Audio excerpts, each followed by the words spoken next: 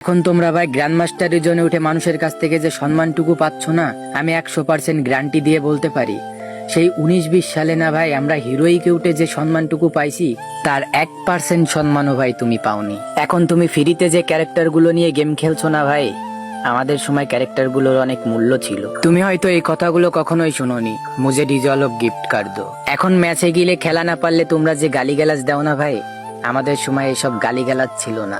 এখন তো ভাই ভালো গেম প্লে করলেও মানুষের কাছে ঝাড়ি শুনতে হয়, কিন্তু এমন একটা সময় ছিল যখন কেউ যদি ভালো গেম প্লে করতো তখন তাকে ভাড়া করে কাস্টম খেলার জন্য নিয়ে যাওয়া হতো।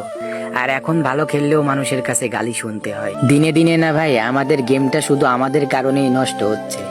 এখন যদি কেউ অনেক ভালো গেম প্লেও করে না ভাই, তাকে কেউ কোনো মূল্য দেয় না, মূল্য দেয় একটা মেয়েকে, ন্যাকামি ভিডিওকে। আর হ্যাঁ, একটা কথা, আমাদের দেশে গেম প্লে দিয়ে এখন কেউ সাপোর্ট পায় না কিসের জন্য জানো ভাই?